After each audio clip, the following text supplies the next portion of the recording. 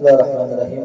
Qala musannif rahimahullahu taala wa adama nafa'ana barakatihi wa min fid dharain amin. Qala al-babul hadi wal 20 bab ke-21 fi fadilati dzikrillah, tentang fadilah berzikir kepada Allah.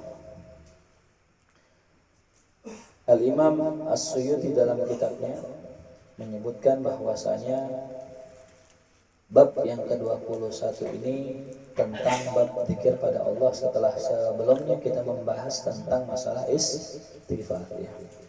Nah, ini ya, adalah atful am ilal khas. Ya. Jadi di mana sebelumnya kita menyebutkan yang khas, nah, lalu selanjutnya kita menyebutkan yang am. Ya. Itu sangat biasa dalam kitab-kitab ya. Karena istighfar itu merupakan zikir ya. Jadi ya, istighfar zikir, tasbih zikir, takbir zikir, tahlil zikir, semuanya masuk ke dalam kategori zikir ya. Nah, ini namanya ya mengatofkan yang am kepada yang khas ya. Berkata Syekh Nawawi dalam syarahnya, qala Allah Ta'ala a'udzu billahi minasyaitonir rajim fadhkuruni adzkurkum washkuruli wala takfurun. Kata Syekh Nawawi Al-Bantani mengutip ayat Allah Subhanahu wa taala, maka ingatlah oleh kalian akan aku. Adzkurkum, niscaya aku akan mengingat kalian. Washkuruli, dan bersyukurlah kepadaku, wala takfurun, jangan kalian kufur terhadapku. Nah, di sini ikhtalafal ulama fi dzalik, ulama berbeda pendapat dalam menafsirkan kata fadhkuruni adzkurkum. Ya. Jadi kalau kita baca ayat harus kita baca tafsiran ulama ya. Karena orang yang paling tahu makna ayat Quran adalah ulama, bukan al-kira ya. Kadang-kadang kita kira-kira aja gitu ya. Ini enggak ada kami ulama. Ya, karena ulama sudah menyusun dan tafsir pun ada susunannya. Ya. Saya pernah tuh menyusun kitab-kitab tafsir dari tahunnya, siapa duluan, ya, terus sampai zaman sahabat, zaman tabi'in, zaman tabi'in, zaman kholaf, zaman mutaakhirin, zaman muasirin, itu ada urutannya dan adabnya. Kalau kita mau nafsirin Quran itu baca itu dulu semua. Ya. Jadi kalau kita mau nafsirin Quran, baca dulu itu. Kenapa? Karena barangkali apa yang kita tafsirkan itu sudah pernah ditafsirkan. Ya. Jadi kita nggak bisa mengatakan menurut saya ini maknanya ini, kecuali tadi kita sudah cek dulu gitu. Ya. Itu sebagai bahas begitu. Jadi kalau kita seorang peneliti, kita pengen lihat nih sebenarnya tafsirannya tafsiran siapa? Lihat turun sejarahnya. Nah, ini yang pertama, tafsirannya yang disebutkan oleh Syekh Nawawi adalah faqala Ibnu Abbas. Maka berkata Abdullah bin Abbas, nomor satu. Kenapa nomor satu? Sahabat Nabi, sepupu Nabi, orang yang didoakan oleh Nabi, Allahumma faqihhu fid din wa 'allimhu ta'wil. Ya Allah, jadikanlah ini Abdullah menjadi orang yang faqih dalam agama dan ajarkanlah dia ta'wil. Dan tafsir apa? Ta'wil. Mana ta'wil? Ma wara'al ayat. Apa saja makna yang ada di balik ayat. Ya, itu namanya ta'wil. Jelas? Nah, ini Abdullah bin Abbas radhiyallahu anhu diajarin sama Rasulullah, didoain sama Rasulullah agar tahu ta'wil. Itu. Padahal Allah berfirman dalam surat Ali Imran, wa ma ya'lamu ta'wilahu illallah. Ya, nggak ada yang tahu takwilnya kecuali siapa? Allah. Tapi Abdullah bin Abbas didoain sama Nabi, Allah wa'allimhu, ajarin dia tak. Berarti yang tahu takwil Allah doang, apa yang ulama juga tahu? Baca ayat, wa ma ya'lamu ta'wilahu illallahu. Tidak ada yang tahu takwil kecuali siapa? Allah. Baca terusannya dong. Warasikhuna fil ilmi, dan orang-orang yang mendalam ilmunya. Tapi kata sebagian ulama, wawunya wawu istighnaf di situ. Ya, Jadi wa ma ya'lamu ta'wilahu illallah titik apa itu? Warasikhuna fil ilmi yaquluna amanna. Nah, jadi dan orang-orang yang memiliki ilmu yang dalam mereka mengatakan amanah, kami beriman. Tapi kata ulama lainnya enggak, wawunya wawu ataf. Tidak ada yang tahu takwil ya kecuali Allah dan juga orang-orang yang dalam ilmunya. Tapi syaratnya dalam. Ya, jadi kalau kita mau dalam itu kudu punya alat ya.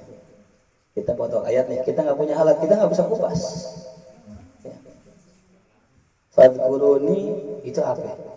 Isim fi'il huruf. Oh nggak tahu, nggak bisa ya. Kalau kita pengen gali sumur harus punya apa? Alat ya. Nah, ini yang pertama Ibnu Abbas. Yang kedua tafsir siapa? Wa qala Sa'id bin Jubair ya. Sa'id bin Jubair siapa? Tabi'in. Terus waqala Fudail bin ya tabi'in.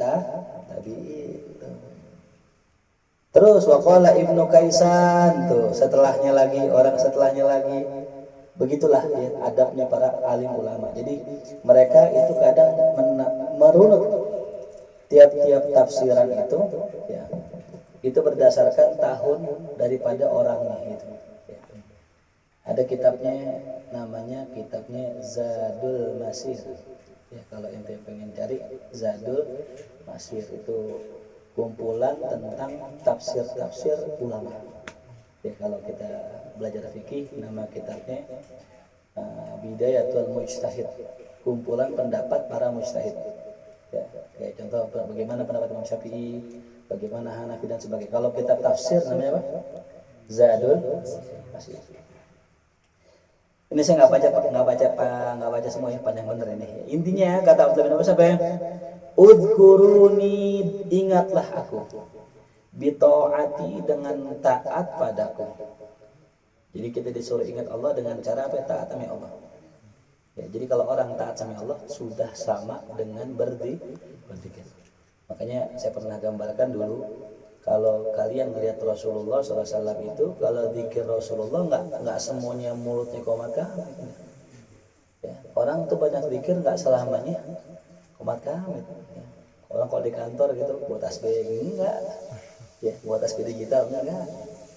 Selama dia berbuat sesuatu kebaikan dengan niat taat sama Allah, dianggap zikir. Meskipun lidahnya nggak menyebutkan lafaz Allah.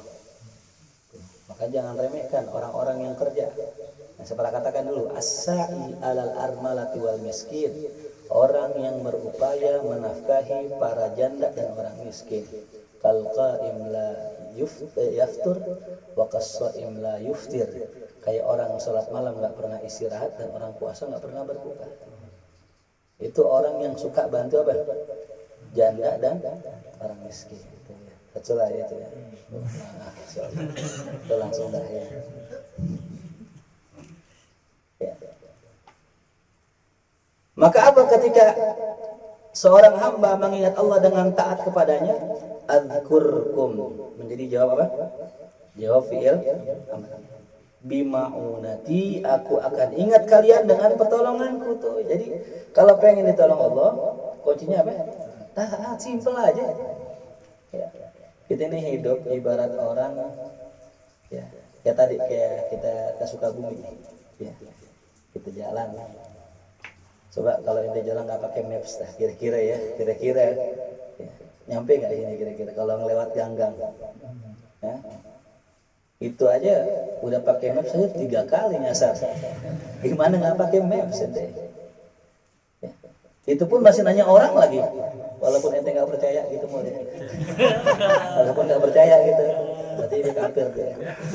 Nggak percaya soalnya. Bayangin berapa kali Allah kasih kita pertolongannya. Simpel aja, nggak usah susah. Ingat yang tolong ingat. Ya. Saya ini divonis diabetes.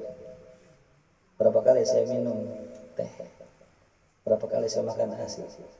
Berapa kali saya minum Fanta di bulan ini? Berapa kali saya dikasih Orson, dikasih sirup? Ya. Saya minum hal yang membahayakan saya. Sakit gak saya? Pingsan gak saya? Siapa yang nolongin? Allah. Jadi nggak usah jauh-jauh ente nyari pertolongan. Ente makan sesuatu yang memungkinkan ente itu mati, yang memungkinkan ente itu sakit. Ente nggak apa-apa, itu nikmat besar dari Allah. Ya. Paham nggak? Kita nggak usah nyari nikmat jauh-jauh gitu. Buat saya, bagi saya minum teh manis, saya kagak joprak, itu udah nikmat dari Allah udah. Ya, bener gak? Buat saya seharian anak saya kagak jatuh, kagak nyungkep, itu udah nikmat dari Allah udah. Coba kalau nyungkep, sedih gak? Kebanyakan kita nyari nikmat yang gak ada sama diri kita, sehingga kita nggak bisa bersyukur sama Allah. Coba kalau kita nikmat kita pandang yang di depan mata kita, yang kita nikmatin saja itu, Masya Allah. Kita makan, ini kalau ente mikroskop air tadi yang kita berenang gitu, ambil sampelnya,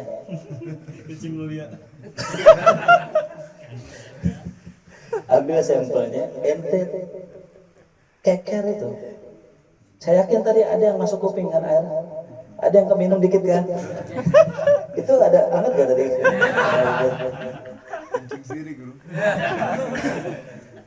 Kalau kita logikakan begini, berapa mikroba, bakteri yang masuk ke tubuh kita, yang bisa mencelakai kita.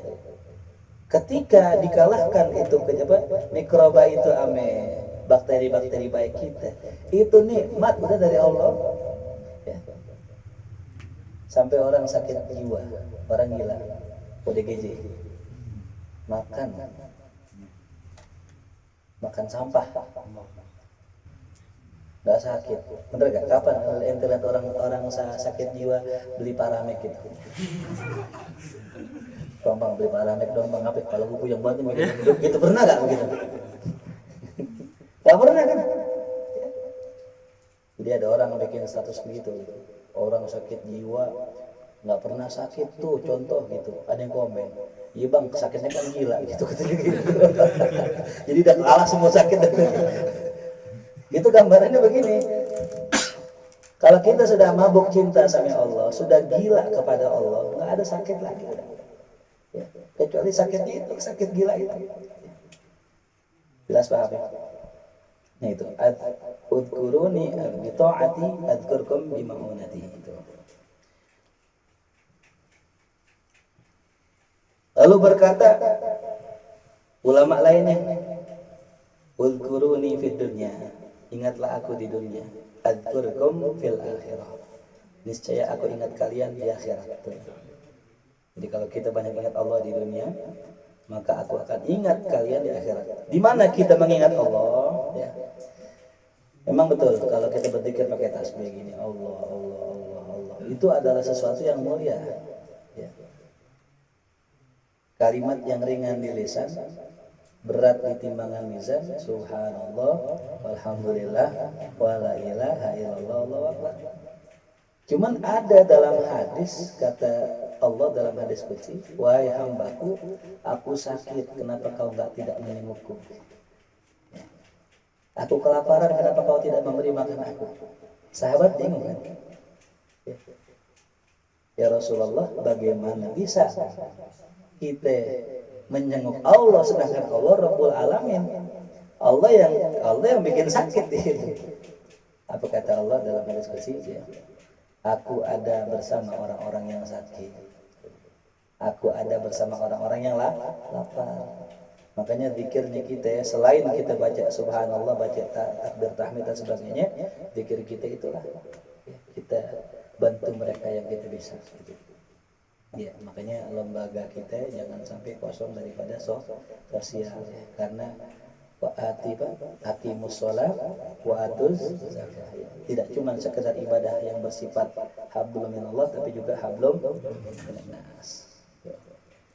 Dalam tafsiran yang lain, uzkuruni bil khala iwal malak, ingatlah aku dalam kesendirian dan keramaian, maka aku akan mengingatmu dalam kesendirian dan keramaianmu. Uzkuruni fin ni'mati war raha, ingatlah aku ketika dalam keadaan nikmat dan dalam keadaan lapang. Adzkurkum fis syiddah wal bala, maka aku akan ingat engkau dalam keadaan susah dan kena bala. Ya.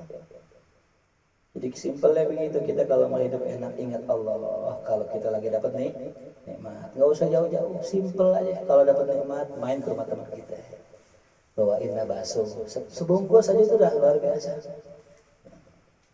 Wakila udhkuruni bisyauq wal mahabbah, ingatlah aku dengan kerinduan dan cinta. Adkurkum bil wasli wal qurbah, aku ingat kalian dengan aku sambungkan dan aku dekatkan.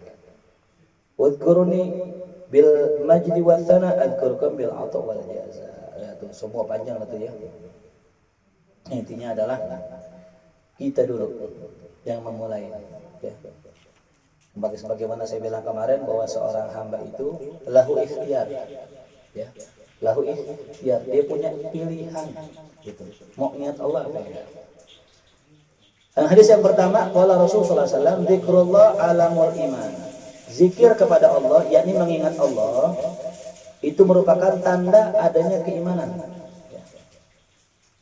Wa bara'atun minan nifaq, dan pembebas daripada sifat-sifat munafik. Karena kalau orang munafik paling susah zikir. Ya. Wa hisnun minasyaitan, dan benteng dari syaitan.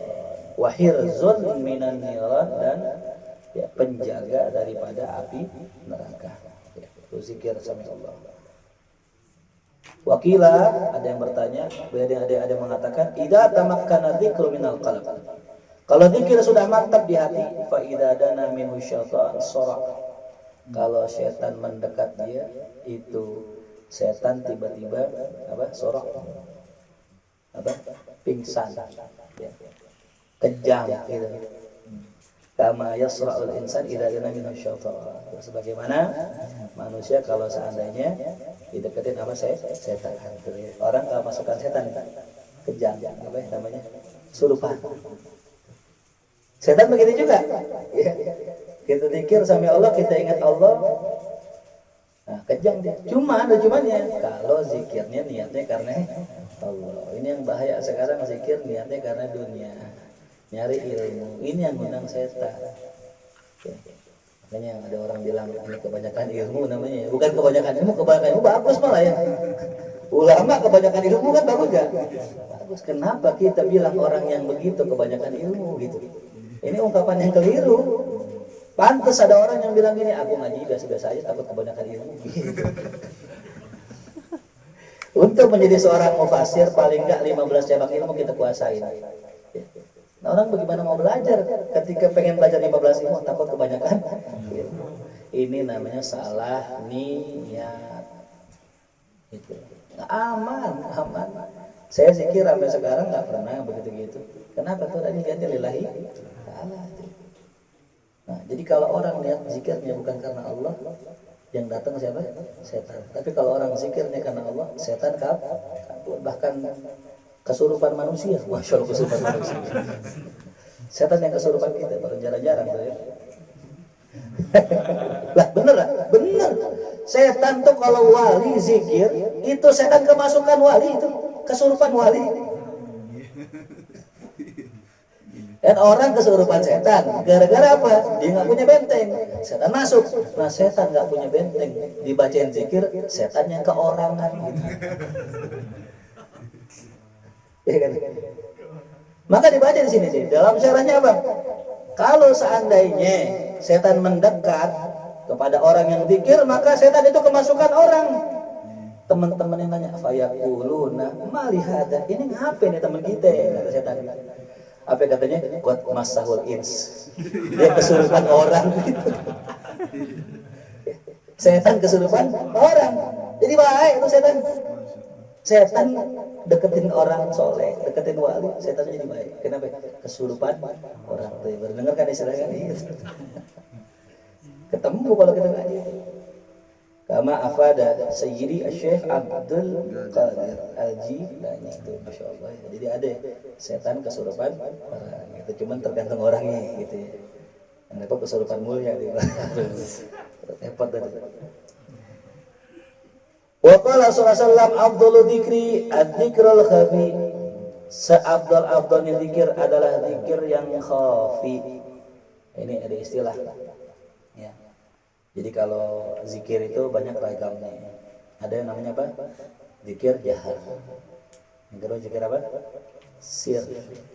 Ada yang juga namanya zikir khafi. Ada yang namanya apa? Zikir roh. Ada yang namanya zikir ya, akhfal, khafi, macam-macam tuh ya, tergantung tarekohnya.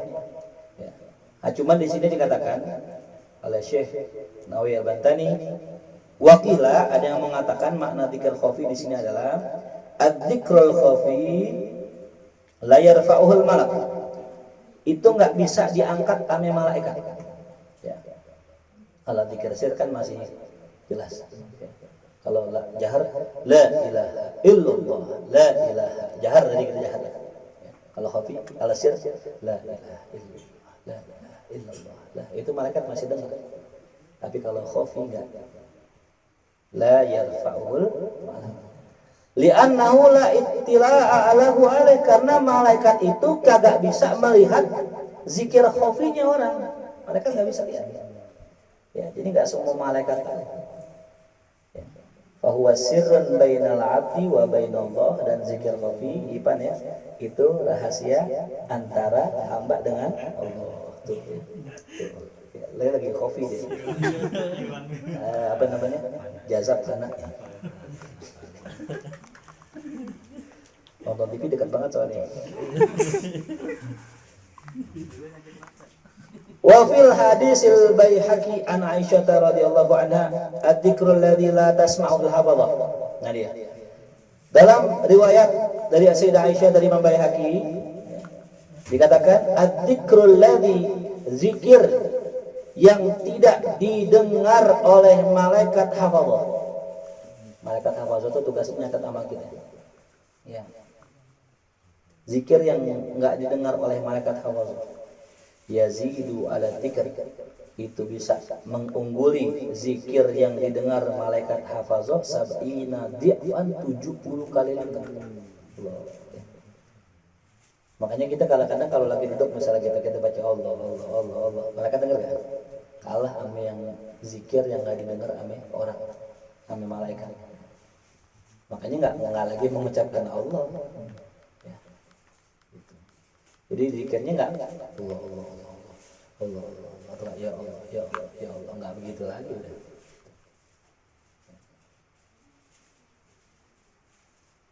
Qala al-Munawi, al-Imam al-Munawi mengatakan ila arada bidzalika dzikr, yang dimaksud dengan zikir khafi di sini adalah at-tadabbur. Nah dia tadabbur, bilang tadabbur alam ya. Tadabbur alam atau tafakkur apa? Alam fi masnu'atillah, dalam penciptaan Allah dan nikmat-nikmat Allah tuh. Itu zikir khafi. Kita lagi main ke sini ke Sukabumi, kita nak lihat air, masya Allah, indah banget ya Allah yang ciptain, bagaimana indahnya itu. Kita rasakan hawa dingin, enak banget dinginnya Allah, bagaimana Allah gitu. Nah, jadi ketika kita mengingat berpikir tentang ciptaan Allah, kita kembalikan ke Allah, itu namanya zikir khafi.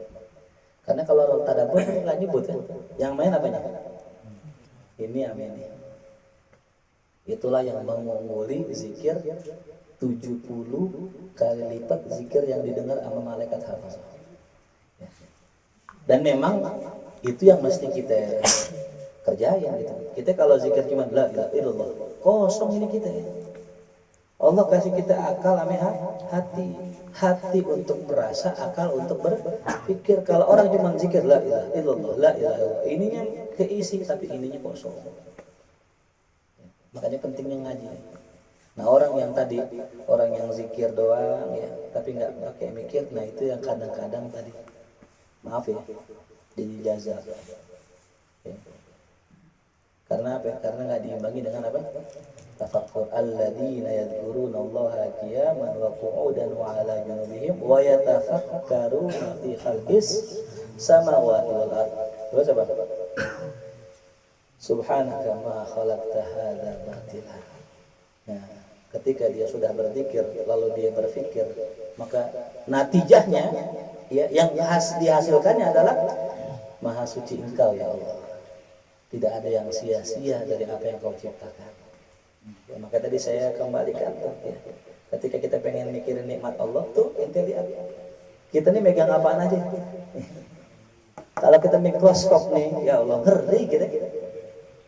Aqua yang kita minum, ya, yang kita anggap bersih banget, kalau kita cek ada gak bakterinya. Ente tahu yang namanya apa? Debu-debu yang di jendela kita itu kan kadang-kadang pagi-pagi. Itu kata ulama sebagian namanya dzarrah. Wa man ya'mal mithqala dzarrah. Apa sih maksud dzarrah? Bukan biji sawi. Karena sawi nggak ada bijinya. Ya, bener kan? Ada nggak yang terima biji sawi kan? Sawi nggak ada bijinya. Tapi kata ulama sebagian dzarrah itu tuh butiran-butiran kecil yang kalau kita lihat di sinar matahari. Itu kalau ente lihat, ente pengen isep dari sini. Hah? Ngeri gak? Apalagi habis ngeplak bantal, bantal santri lagi. Wow. Setahun nggak dicuci itu bantal. Ada ujang, ada abid, ada raka itu. Itu mikrobanya menyatu dia, jogres. Ya kan? Ngeri gak? Coba dah sekali-kali kita bawa mikroskop, itu bantalnya ujang yang begini. Bantal santri, kira-kira ya, mau gak tidur di situ? Kagak mau kita. Tapi karena nikmat Allah tadi itu. Jadi kita mengatakan subhanallah, maha suci engkau ya Allah. Sampai bakteri di tangan kita yang dinamakan bakteri E. coli ini yang bisa membantu proses pencernaan makanan ini ada manfaatnya loh. Baru ketika kita bertafakur tentang penciptaan Allah, sampai partikel terkecil pun yang ada di tubuh kita itu bermanfaat buat kita. Subhanaka ma khalaqta hadza batila. Inilah yang menyebabkan kata Imam Haddad ya, sebagian cara untuk kita menambah keyakinan pada Allah itu bertafakur dan bertadabbur dengan ciptaan Allah. Ya. Berenang tadi kali. Yakin tuh air bersih. Nah, biasanya kalau kita mandi waktu dulu nggak gatel, tadi kagak gatel tuh. Katanya airnya keruh gitu. Ya, emang begitu yang namanya keruh itu kadang suka bikin gatel gitu. Makanya cewek gatel gara-gara apa? Hatinya keruh. Yes. Gitu.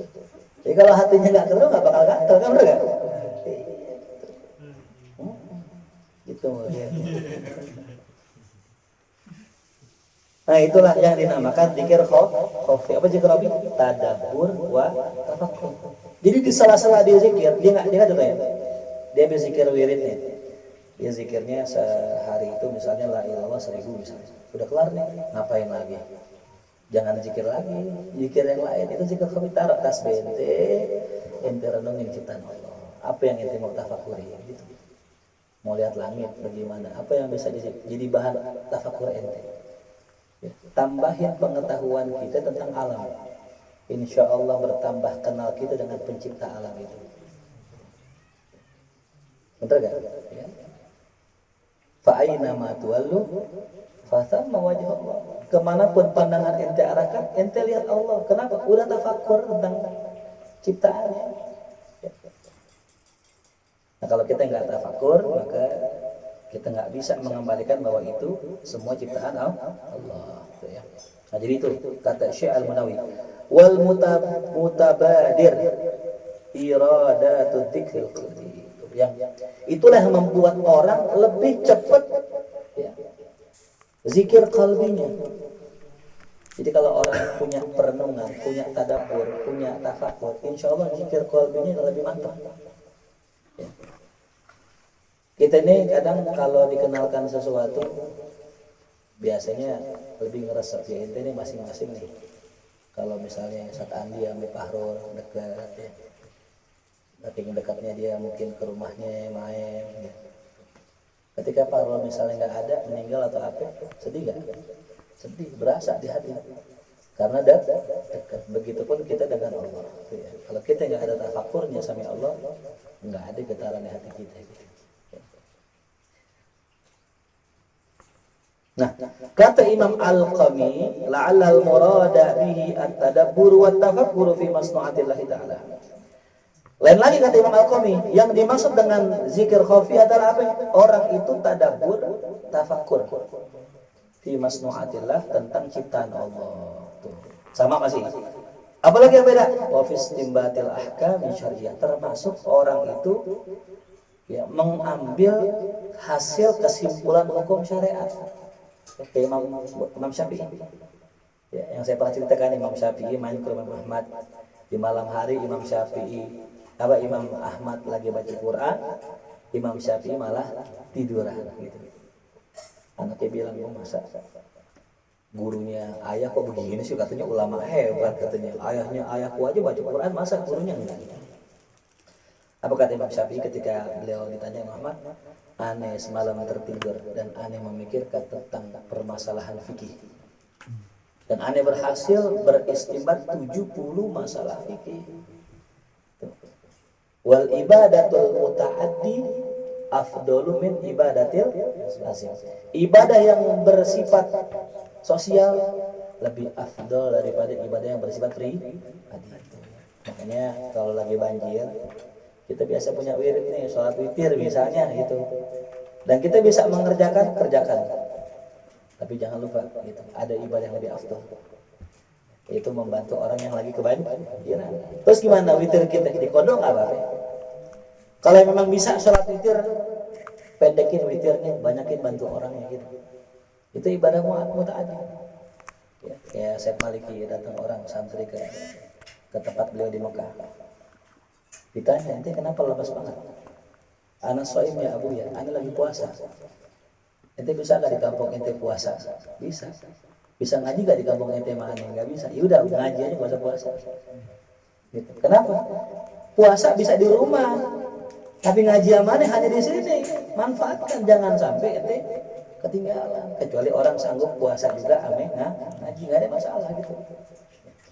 Masing-masing orang punya kemampuan. Nah, jadi kata Imam Al-Qami tadi dikatakan bukan hanya sekedar tafakur tentang ciptaan Allah, tapi belajar fikih atau istinbat hukum pun termasuk daripada zikir khafi. Ya. Wa tasawwurul masail fiqhiyah, dan juga menggambarkan masalah-masalah fikih allati yajriha asy-syakhs ala qalbi wa yatafakkar fiha.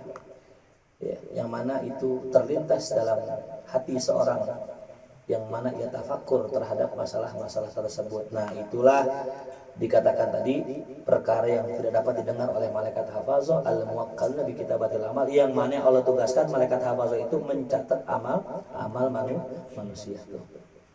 Soalnya sekarang kan lagi ramai nih kan orang-orang berbicara masalah zikir khafi gitu ya. Nah, alasan kita kalau apa-apa kembalikan ke kitab aja dah aman. Ya. Jangan bikin istilah sendiri gitu ya. Kalau nggak tanya guru, buka kitab, insya Allah ketemu. Jadi jelas ya zikir khafi. Nanti ada lagi zikir khafi yang lain gitu ya. Ini saya cuma menjelaskan apa yang dikatakan oleh Syekh Al-Albani tadi. Ya.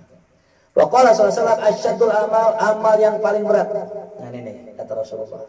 Salah sun ada 3. Apa itu? Zikrullah ala kulli hal. Berzikir pada Allah di setiap waktu gitu ya. Yang tadi saya katakan, makna zikir bukan hanya apa? Menyebut nama Allah, tapi kita berbicara ilmu zikir juga, ngajar zikir juga, diskusi masalah ilmu zikir juga. Gitu. Bantu orang juga termasuk zikir ya. Wa muwasatul akhi, dan juga nolongin saudara itu min malik dari harta, itu amal berat tuh. Ya. Kalau nolongin orang enak, yang berat nolongin saudara. Ya. Rasul Masya Allah, nolongin orang enak. Kita nih menolongin orang akan ingat kebaikan kita, walaupun cuma nolongin 500.000. Dia akan ingat sepanjang-panjang itu. Wah nih, dulu orang yang nolongin gue di rumah sakit, gue gak punya duit banget. Tapi kalau yang namanya saudara, nolongin biar kali berjuta-juta, dilupain. Ya, dengan alasan lu hitung-hitungan mau saudara, berat ya nolongin saudara. Nggak percaya, cobain aja. Ente tolongin saudara ente sekolahin, ente kuliahin, lulus kuliah, ente dilupain. Karena menganggap bantuan itu adalah kewajiban buat ente sebagai abah. Betul kan? Ente nolongin orang, bayarin kuliah, aneh yakin sampai kiamat nih gak bakal lupa. Makanya lebih berat nolongin saudara ketimbang nolongin orang.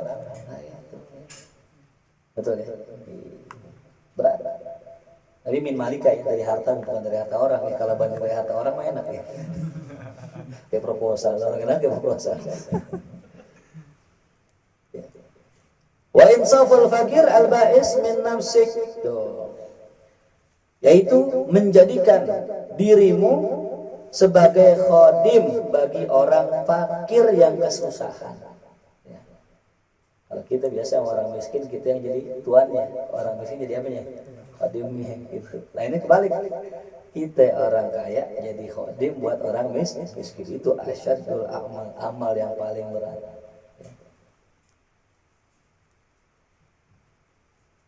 Makanya suatu hari ada salah seorang sahabat Rasulullah. Tiap hari di masjid mulu. Ya. Pagi di masjid, siang di masjid, sore di masjid. Ditanya sama Rasul, ente di masjid mulu, emang gak kerja? Ya? Apa kata itu sahabat? Ya Rasulullah, saya ini ada yang biayain. Siapa yang biayain? Abang aneh. Di mana? Dia lagi nyari kayu. Datang abangnya. Ya Allah, oh ini abangnya. Lihat tangan ente, dicium tangannya sama Rasulullah. Ini orang lebih afdal dari ente yang di masjid dulu. Insyaallah. Ya. Padahal abangnya juga nggak sebanyak di ibadahnya. Abangnya tangannya kasar, cuman orang memang luar biasa itu ya. Nah itu. Makanya aneh bilang tadi sekali lagi ya, masing-masing kita punya keutamaan. Yang ngajar doang nggak nyari duit. Allahu fadlun, ada keutamaannya. Yang nyari duit buat yang ngajar pun ada keutamaannya. Masing-masing saling membantu. Waqala sallallahu alaihi wasallam alamatu hubbillah, tanda orang cinta Allah. Yang pertama hubbu dzikrillah, suka zikir Allah. Jadi kalau ada di diri kita dibacain Quran, dibacain zikir rada panas dikit gitu, gelisah ya. Enggak betah duduk sana duduk sini gitu. Nah, itu alamat ada apanya satu lain. Ada jinnya, uka-uka tuh. Datang ke rumah satu lain itu. Saya kok akhir-akhir ini kalau baca Quran ngantuk mulu gitu kan ya. Giliran nasi padang keluar seger gitu. Nah, ini alamat. Saya gampang aja nyiriin orang gitu. Kalau kita lagi ngaji nih, ada orang kok ngantuk mulu. Sementara dia bangun tidur. Kalau orang kayak misalnya kayak baru nyampe kemarin, terus sampai subuhnya ngaji, ngantuk wajar. Ini dari malam tidur, habis subuh ngaji ngantuk. Sama guru ini ngaji ngantuk, sama guru ini ngaji ngantuk, sama perempuan kagak ngantuk-ngantuk. Nah ini bahaya. Ini yang begini nih ada apanya? Ada jinnya itu. Nah, ya, itu ada timnya ya. Uka-uka. Jadi macam-macam nih bagiannya, divisi.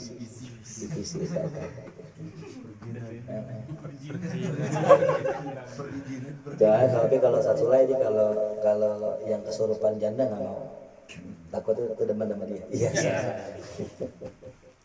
Janda semakin di depan.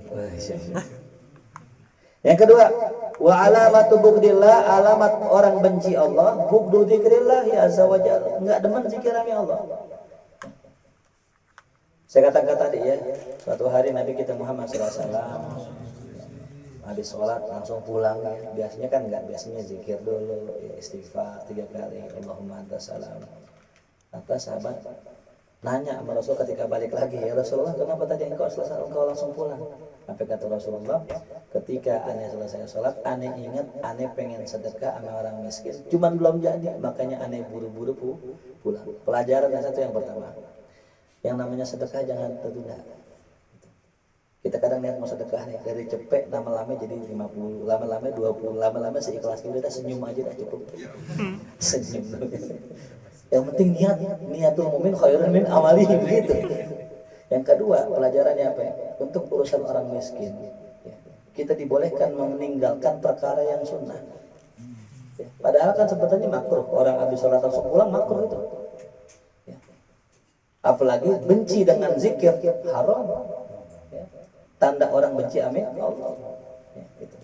Nah tapi diperbolehkan orang sholat Jumat bagi berangkat tahu-tahu ada orang ketabrakan. Nah kita apain? Tanya gitu, ente NU atau Muhammadiyah gitu. Hari Muhammadiyah biarin. Enggak lah, kita tolongin, boleh gak sholat Jumat? Boleh, uzur namanya. Nah sama, antum habis sholat tiba-tiba antum keingetan sendal, langsung nyari sendal boleh nggak? Hah? Langsung nyari sendal boleh nggak? Mau jawab bingung, ragu-ragu. Boleh, antum nyari sendal boleh. Kenapa? Itu sendal antum beli pakai duit ya? Ya apalagi yang beliin harim antum mana ya, ngambilin orang tua, nah boleh. Tapi habis itu balik lagi.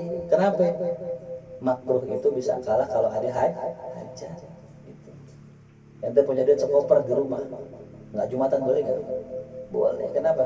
Karena ada hajat gitu. Jelas paham? Cuman ya janganlah kita ya.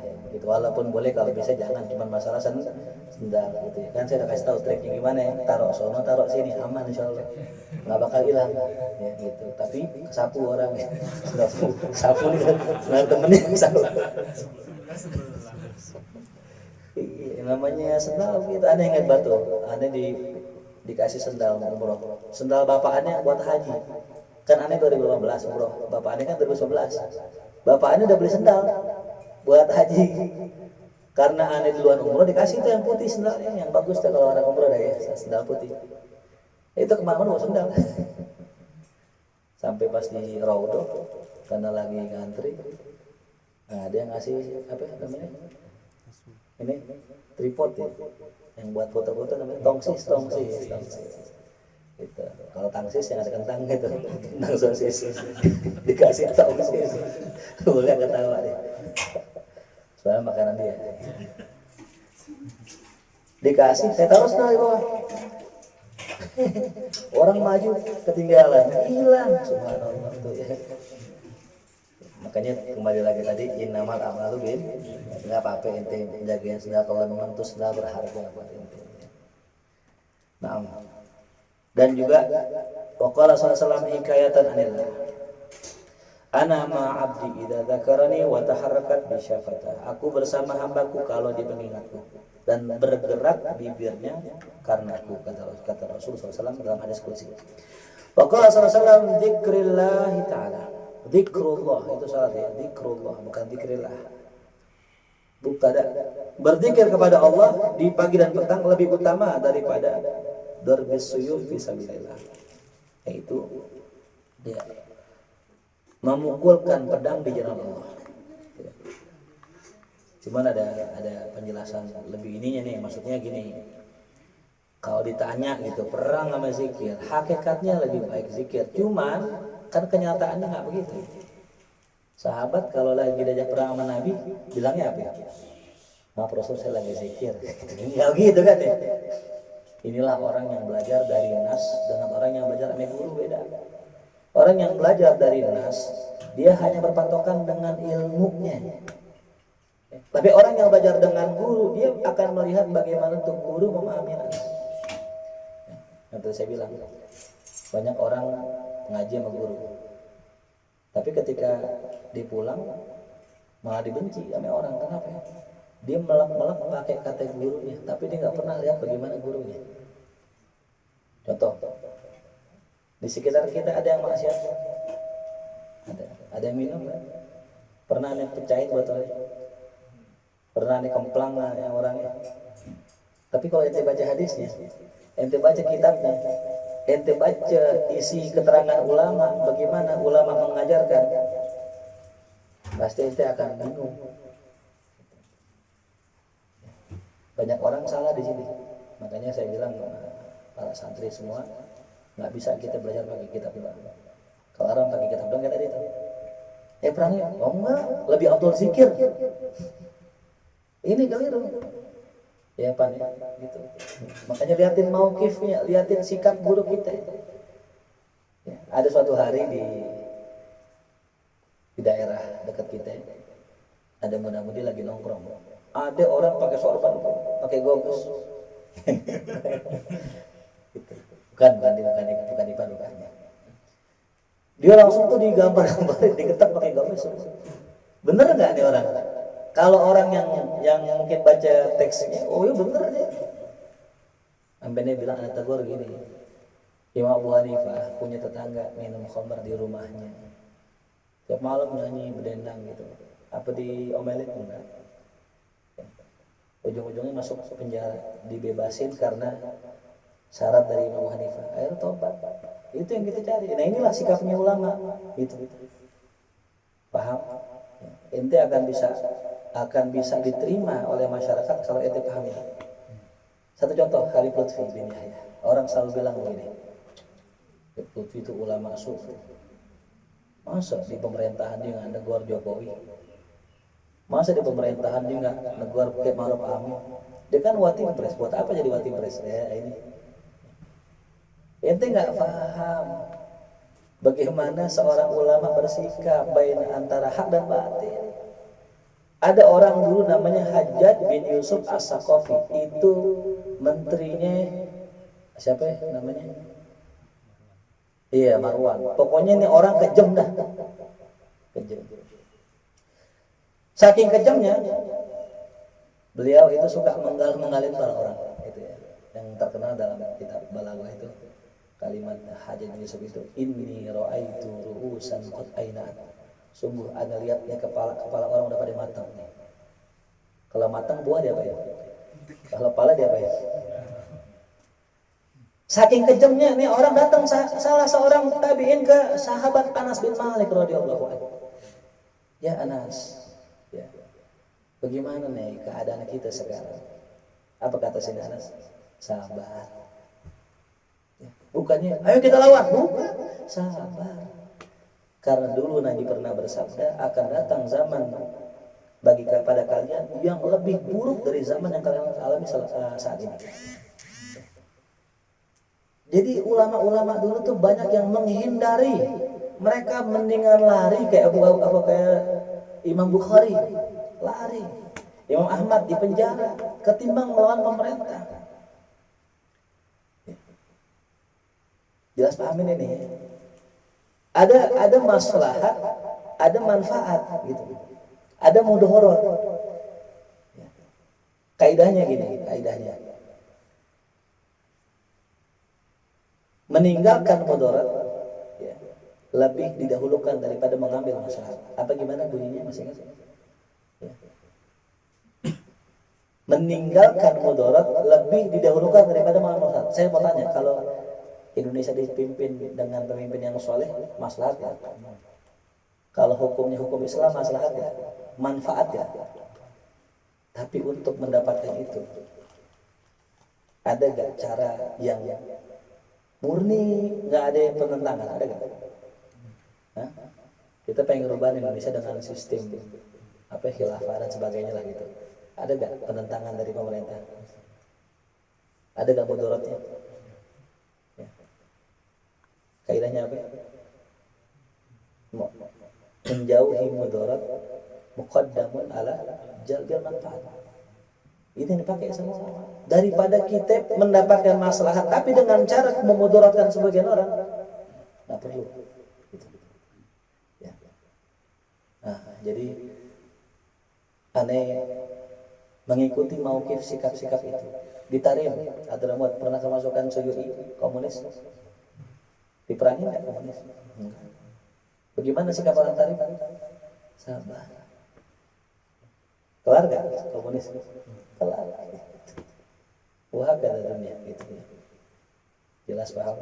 Jadi udah jelas mauqif kita ya. Jadi kenapa Habib Lutfi begitu?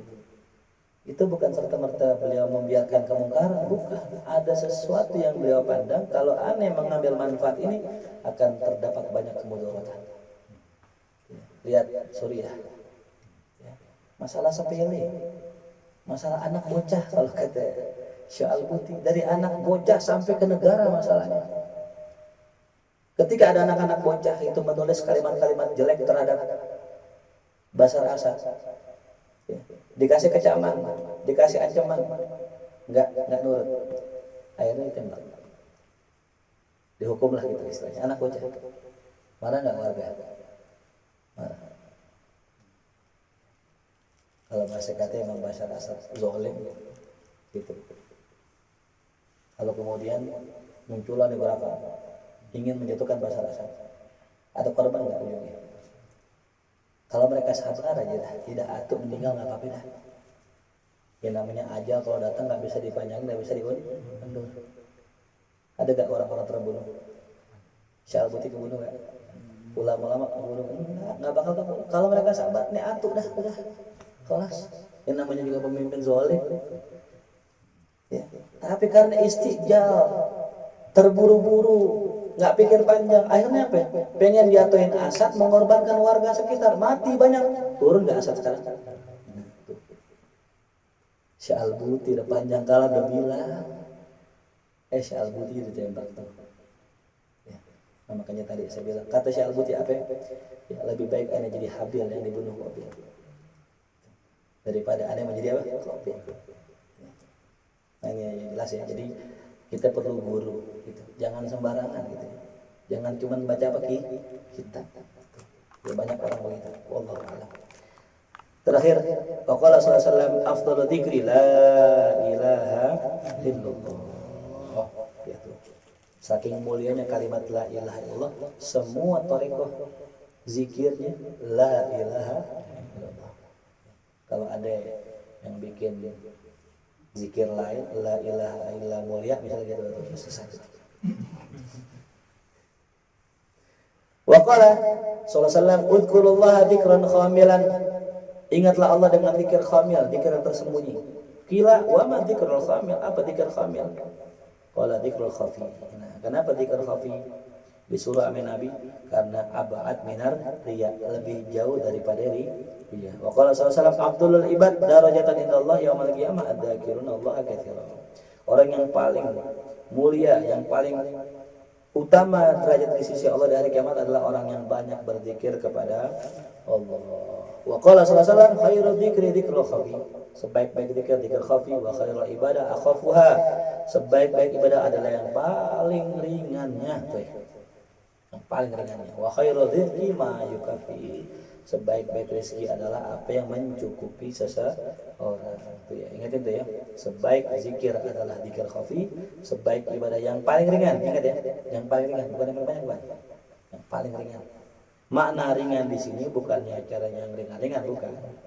Tapi adalah yang paling istiqomah. Karena kalau orang ringan itu lebih mudah untuk istiqomah. Dan yang terakhir, sebaik-baik rezeki adalah yang mencukupi kita.